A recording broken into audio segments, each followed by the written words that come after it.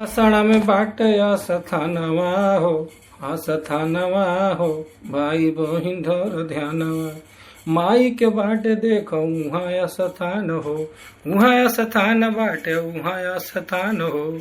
काली माई के बाटे रसण में त स्थान हो, बाबा भीरगु क्षेत्र में बाटे स्थान हो। काली मैया के बाटे स्थान हो, त देखा माई बाड़ा जगता हई हो देखो ना। दूर दूर से आवताटे दर्शन करे भाई बहिना, अरे दूर दूर से आवताटे दर्शन करे भाई बहिन। काली माई के धरिल तू ध्यान हो, त काली माई के तू धरिल भाई बहिन ध्यान। माता रानी के धल तू दिल से ध्यान, काली माई के धल कर तू ध्यान हो। माता रानी करिया सादा कल्याण हो, त माई होई देख भीरगु क्षेत्र वाली जगता ऊ हो ना। उनका बाटे रसड़ में देख या स्थान देख ना। अरे दूर दूर से आवताटे दर्शन करे माई के हो, दूर दूर से आवताटे दर्शन करे माई के। बाटे बाटे भीरगु देख या स्थान में, त वही दे बाटे रसना में देख बाटे माता के स्थान। लोग करे खाती दर्शन करे आवेला वह ध्यान। माई के कृपा देखा बाटे अपरंपार हो, मैया के कृपा देखा बाटे अपरंपार हो। रसना में बाटे काली माई स्थान हो, अरे रसना में बाटे काली माई स्थान हो। कि रसना में बाटे काली माई के स्थान देखो ना। दूर दूर से लोग आवताटे धरे देख ध्यान।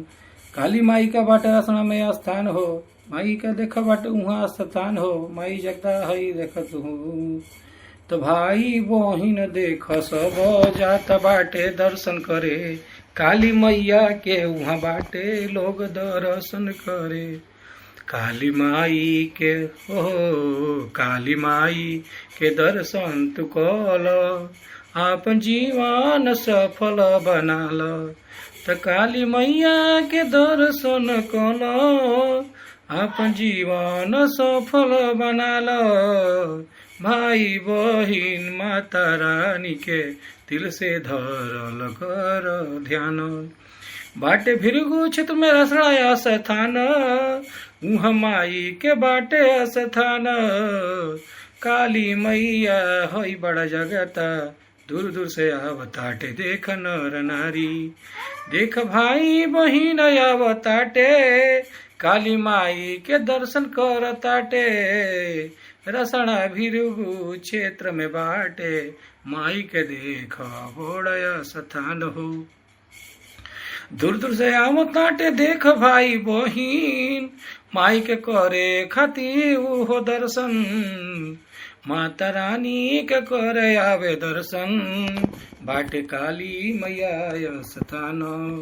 त माता रानी के करे आवे दर्शन, बाटे काली मैया स्थान।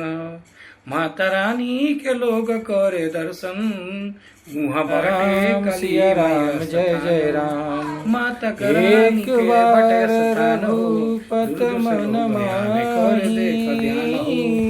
माता रानी के दुख देख दर्शन करे। मैया के देवी जी के दर्शन करे। काली मैया के लोग दर्शन करे। रसना क्षेत्र में बाड़ी देख माई, उहाँ जगता बाटे माता रानी के। दूर दूर से लोग आवे भाई बहिन। काली मैया के लोग करे दर्शन। क्षेत्र में माई के काली मैया के सिया राम जय जय राम। दशरथ के घर क्षेत्र बटे राम सिया राम सिया। काली मैया के लोग दर्शन करे, बाटे भीरगु क्षेत्र स्थान, बाटे भीरगु क्षेत्र स्थान। काली मैया के बाटे देख लोग दूर दूर से दर्शन देख करे। दूर दूर से आवताटे नर नारी, माई के दर्शन करे के जाके परंपारी। काली मैया देवी मैया के बाटे स्थान हो, काली मैया के बाटे स्थान हो। काली मैया के बाटे स्थान हो, काली मैया के बाटे स्थान हो।